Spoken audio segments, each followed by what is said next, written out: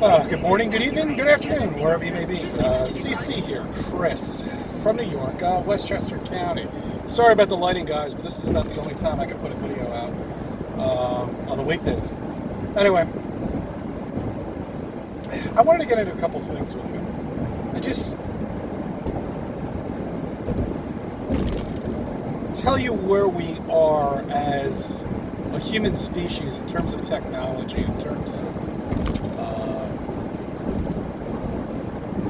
science, in terms of advancements and everything like that.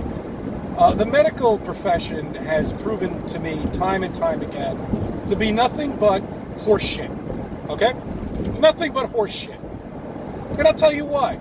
Because there have been absolutely no advancements in medical profession at all whatsoever. Not a single fucking cure, not a single fucking thing. It's been going on for decades and decades and decades. About all they've managed to do is kill patients with radiation, with chemotherapy, and pump them up with fucking medical drugs. That's all they've managed to do. And that's all they can do. Because we're never going to advance in the medical profession. They will never, ever come up with a cure for fucking dick. Nothing. It's not to their best interest.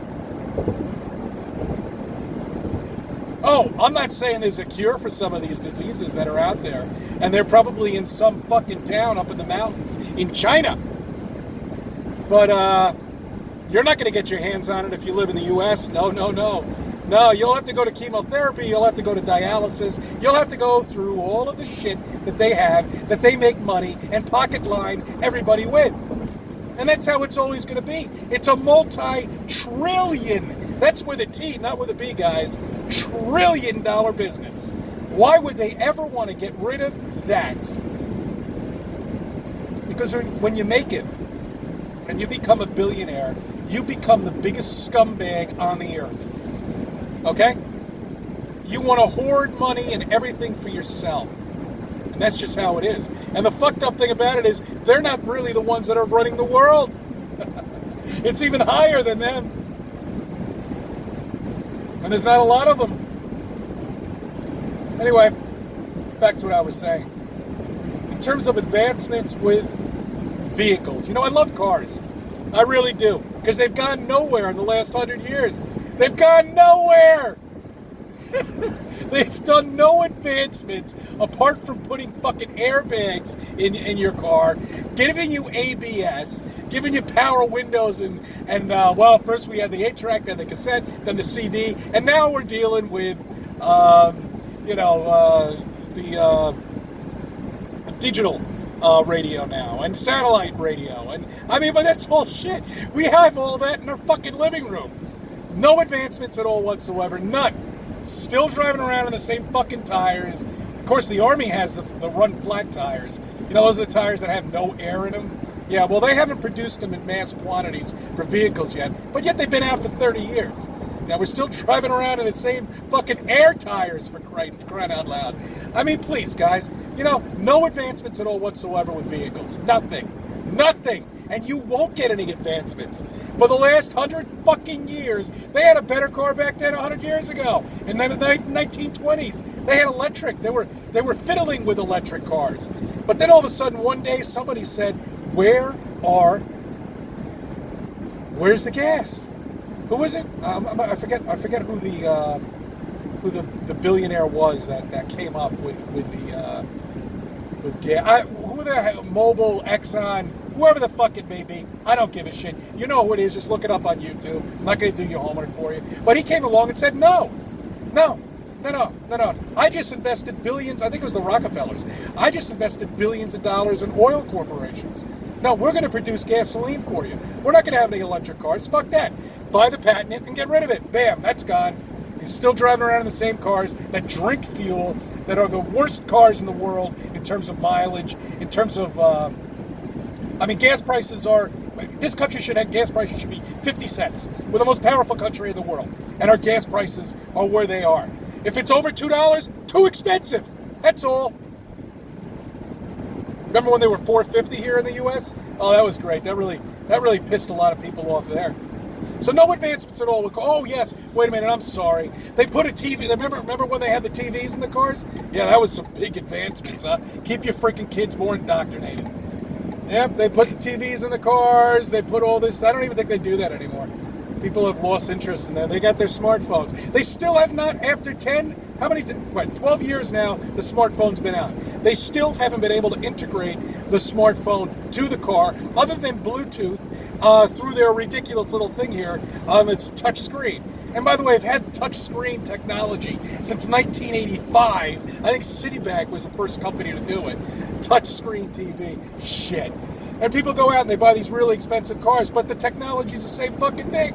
They can't do anything except fuck with the lights. That's all they know how to do now. So now they make these super bright lights for everybody to be blinded during the daytime because they don't know what else to do. We've peaked the technology with all of this shit. We're at the peak, pretty much, on everything. All they can do now is just make up more shit. But in terms of tangible objects that we have in our hands and access to, nothing has changed in decades, and it won't. It never will. It's not going to change. Because we've reached the pinnacle era right now at this point. It's pretty much downhill from here.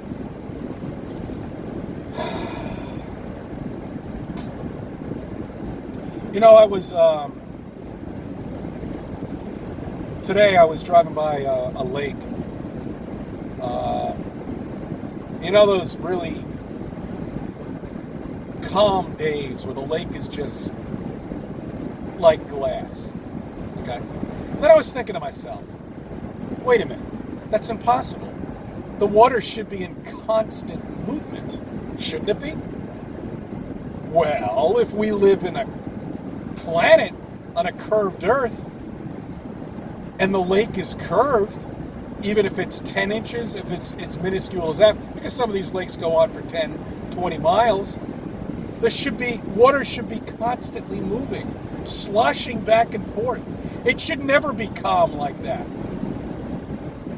Just in the Salt Lakes, you know, the basin things that go on for hundreds and hundreds of miles. When it rains, it gets 2 inches of rain, and it's as far as the eye can see flat, but it's not moving. It should be in constant motion, don't you think?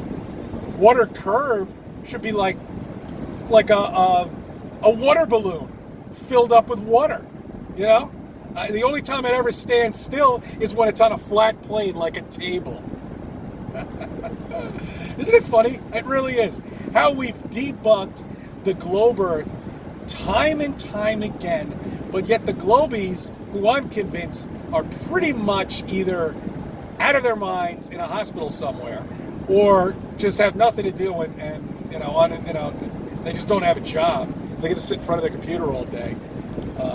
Whatever, who cares? I shouldn't even acknowledge it. I'm sorry, guys. But anyway, I just want you to think about that. I mean, it's just such a joke. Water should always be moving, no matter what. Well, it does in the ocean. Yeah, it does in the ocean, because the ocean has currents. It's got wind. It's got so many. It's just. Sometimes you just want to. I don't know. There's a lot of things I want to tell you, more things right now, but unfortunately you can't see me, and I don't even know if this is really going to record, but hopefully it will. But I did want to make that point about the water that I saw today on the lake, and thinking about the curvature of the Earth, and that water should always be moving.